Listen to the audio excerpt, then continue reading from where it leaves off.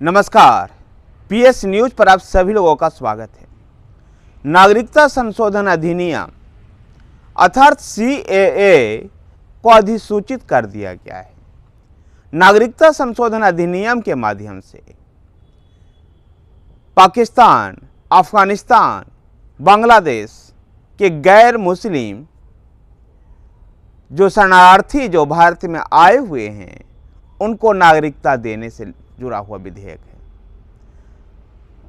है। इन देशों में जो अल्पसंख्यक है ये समुदाय और अल्पसंख्यक वहाँ की सरकार द्वारा प्रताड़ित होकर के भारत में शरण लिया है, उसको बिना किसी विशेष दस्तावेज को नागरिकता देने का प्रावधान इस अधिनियम में किया गया है।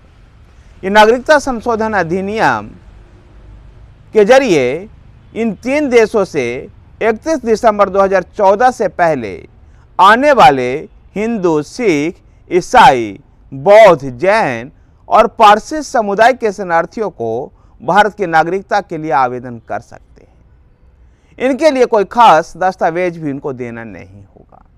कह सकते कि नागरिकता संशोधन अधिनियम किसी की नागरिकता को छीनने को लेकर के नहीं है, बल्कि पाकिस्तान, अफगानिस्तान और बांग्लादेश से गैर मुस्लिम जो शरणार्थी हैं, जिनमें हिंदू, सिख, जैन, पारसी, बौद्ध आदि जो हैं, इनको भारत की नागरिकता देने से जुड़ा हुआ ये विधेयक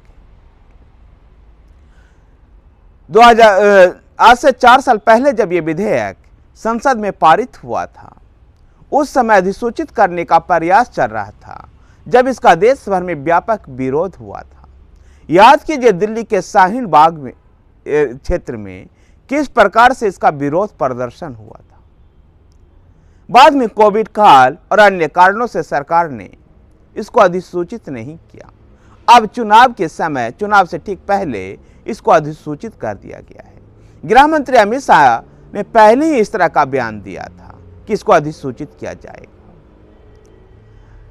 नागरिकता संशोधन अधिनियम को अधिसूचित करने से जहां भारतीय जनता पार्टी के नेताओं में प्रसन्नता दिखाई दे रही है, वहीं उत्तर प्रदेश के मुख्यमंत्री योगी आदित्यनाथ ने भी कहा है कि पीड़ित मानवता के कल्याणार्थ के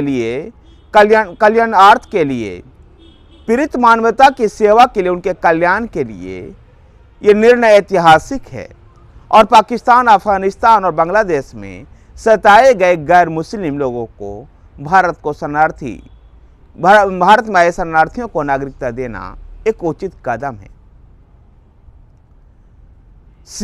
नागरिकता संशोधन अधिनियम लाने का जो मुख्य उद्देश्य था कि जो भारत में शरण लेने वाले इन 3 देशों के जो गैर मुस्लिम लोग हैं उनको नागरिकता देना है, न कि किसी की नागरिकता को छीनना है।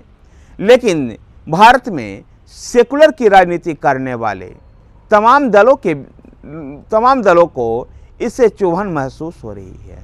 पश्चिम बंगाल के मुख्यमंत्री ममता बनर्जी ने भी कहा है कि अगर सीए लोगों के समूहों के साथ भेदभाव करता है, किसी के उनके अधिकार को वंचित किया जाता है, तो मैं इसके खिलाफ लड़ूंगी। और सवाल यह है कि सीए जब 2020 में पारित हुआ तो इसको अधिसूचित करने में 4 साल का समय क्यों लगा।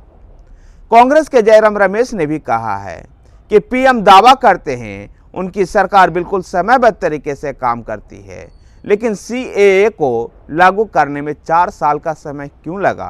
आखिर सरकार की मंशा क्या थी कि उसको चुनाव तक का इंतजार करना पड़ा। असदुद्दीन ओवैसी ने कहा है कि पहले चुनाव के मौसम आएगा, फिर सीएए नियम आएगा।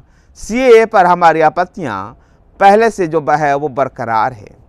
नागरिकता संशोधन को कानून सांप्रदायिक विभाजन को बढ़ावा देगा, ऐसा कह रहे हैं केरल के मुख्यमंत्री पिनराई विजयन।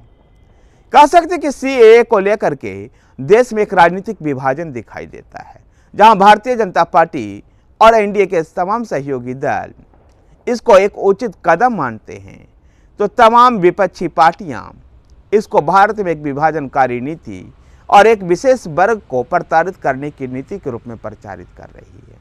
लेकिन जबकि गृह मंत्री अमित शाह ने संसद में भी और अब फिर से इसको अधिसूचित करते समय भी इस बात को क्लियर किया है और जैसा नागरिकता संशोधन अधिनियम है, इसमें इस बात को कहीं भी कोई उल्लेख नहीं है कि किसी की भी नागरिकता छीनी जाएगी, बल्कि पाकिस्तान, अफगानिस्तान और बांग्लादेश से जो वहाँ के अल्पसंख्यक समुदाय है, गैर मुस्लिम, जिसमें हिंदू, सिख, ईसाई, बौद्ध, जैन, पारसी, ये सभी धर्म के लोग जो शामिल हैं, उन सबको भारत को नागरिकता देने का प्रावधान है उन लोगों के जिन लोगों ने भारत में शरणार्थी के रूप में शरण ली है।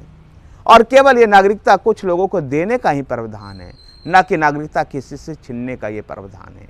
लेकिन सेकुलर राजनीति के दम भरने वाले तथा कथित सेकुलर राजनीति करने वाले इन दलों को अपने एक खास वर्ग के जो वोट बैंक है उसको दरकते दे ये पार्टियां बेचैन होना शुरू हो जाती है। और ऐसा ही इस समय भी ये स्वरूप दिखाई दे रहा है।